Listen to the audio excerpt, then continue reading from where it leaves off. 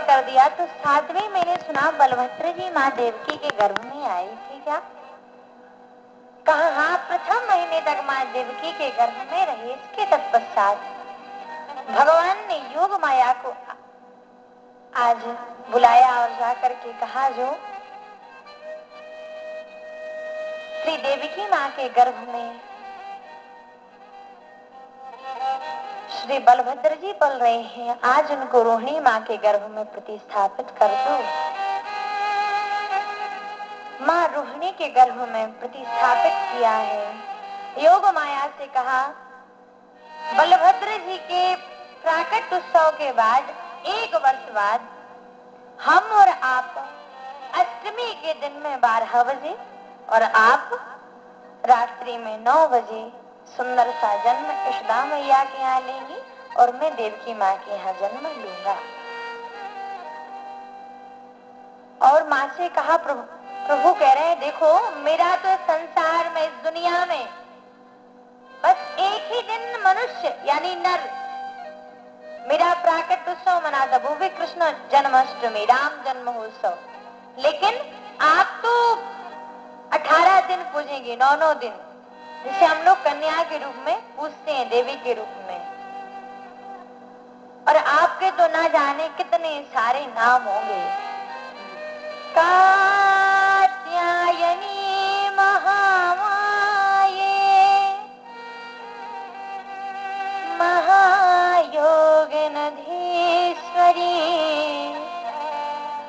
जया विजया वैष्णवी, गुरु मामे नमामि ते।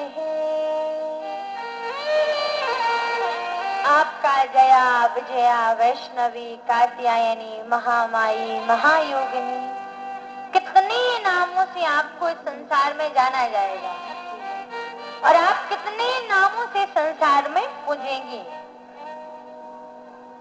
इसलिए आप रात्रि में 9 बजे और मैं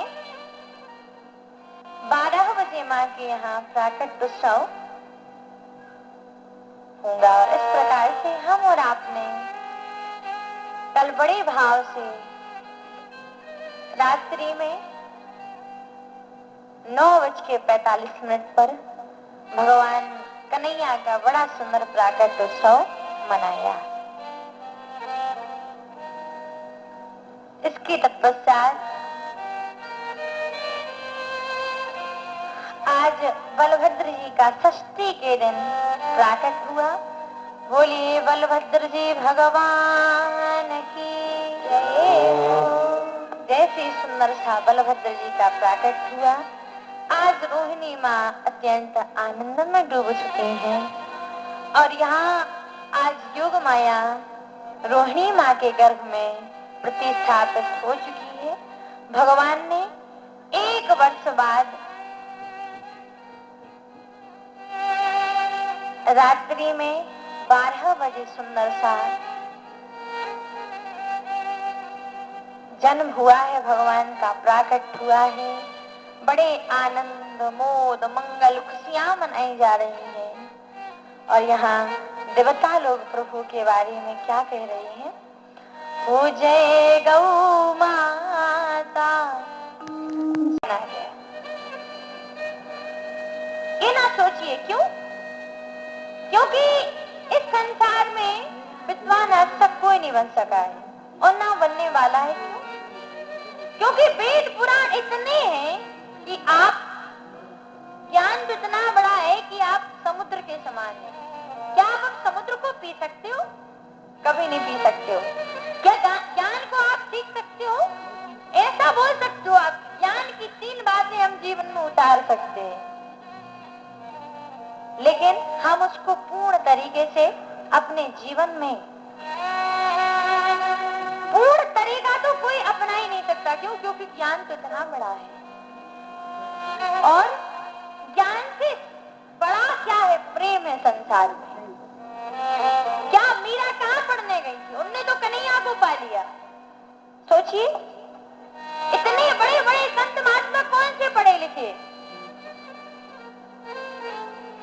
उन्होंने भी तो कन्हैया को पा लिया, तो क्या संसार के हम मनुष्य कन्हैया को नहीं पा सकते? पा सकते हैं, लेकिन हम में और आप में एक ईगो भरा रखा है। कौन सा ईगो है वह? हम दूसरे की बात नहीं सुनना चाहते, बस हम अपने मन की ही करना चाहते हैं। क्यों? ऐसे तुम्हारा हाल है क्या? हम कन्हैया को मानते हैं, कन्हैया की मानती नहीं है। बस एक मात्रा का बस एक मात्रा का फर्क है, आपने खुद स्वयं देखा होगा, मानती और मानती।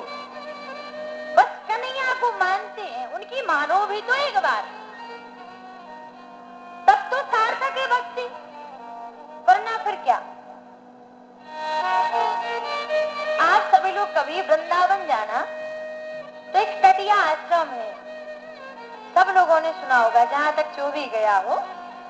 तो उस तटिया आश्रम में एक वृक्ष बना हुआ है, उस वृक्ष पे गणेश भगवान की सुंदर सी प्रतिमा अपने आप बन करके खड़ी हो गई है। जो लताएं होती ना वृक्ष की, उस पर खुद स्वयं गणेश भगवान की मूर्ति अपने आप नेत्र, अपने आप सूंड भगवान की, अपने आप उदर भगवान का, अपने आप दंत भगवान की, और साथ ही साथ ऐसी लता गई जिसमें पार्वती माँ अपनी गोद में श्री गणेश भगवान को सुला करके रखे हुए हैं। और साथ ही साथ आप जाकर के देखना तो उस राज्य में क्या होता है, सारे संत महात्मा, सारे संसार के मनुष्य होते हैं ना, जो मनुष्य वीआईपी होते ना, वो भी वहां जाकर के झाड़ू लगाते हैं, वो भी उस राज्य में अपने स्पर्श करते अपने शरीर से। तो हम और आप क्यों नहीं कर सकते हैं? उस जब हम तटिया आश्रम में जाते तो एक बार क्या था, इतना बड़ा वृक्ष लगा हुआ था, तो वह संत समाधि लिए हुए थे, वही वृक्ष संत था। जैसे वह संत बन करके बैठे हुए थे तो क्या घटना घटती है, एक राजस्थान के मेजर थे, उनका नाम था मुकेश कुमार मीना जी।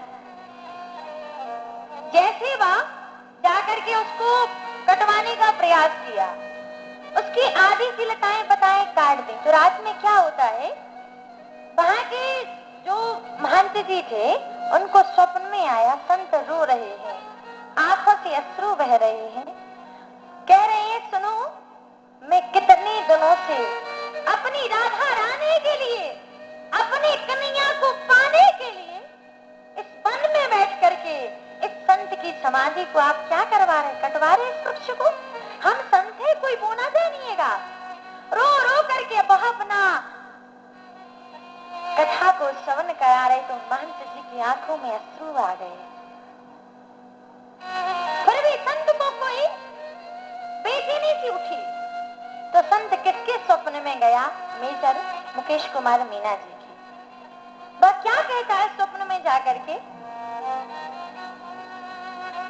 कि देखो आप मेजर हैं और हम एक संत हैं, तो हम आपसे एक विनती करने आए हैं, जिस आप वृक्ष को कटवा रहे हैं ना, तो हम संत और जो सारे वृक्ष लगे हुए हैं ना, हम जैसे संत 1,000 वर्ष से तपस्या कर रहे हैं, और आप आए और आपने वृक्षों को कटवा दिया।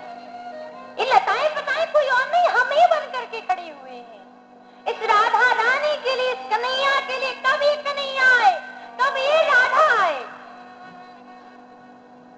लेकिन 1 मिनट में सब खेल हो जाएगा। उस मेजर मुकेश कुमार मीना की आंखों से अश्रु बहने लगे। वह कहने लगा, महाराज मुझे माफ कर देना, मुझे क्षमा कर देना, मुझे ऐसा पता ना था कि आप कन्हैया के लिए इतनी भक्ति कर रहे हो। और आज भी वहाँ की मान्यता है, इतना सुंदर चंदन रहता है वहाँ की, अगर आप अंदर रज में ही जाकर के देखो और अगर आप रज को स्पर्श करो तो उस रज से ऐसी शांति मिलती है मानो हमारे सामने कन्हैया ही रमन कर रहा है, सामने कन्हैया ही आकर के बैठ गया है। ऐसा है तटिया आश्रम, देखने के लिए जाओ। वृंदावन कोई ऐसा नहीं है कि वहां तो कन्हैया स्वयं लीलाएं करते थी, हम और आप जाकर के दर्शन तो कर सकते एक बार।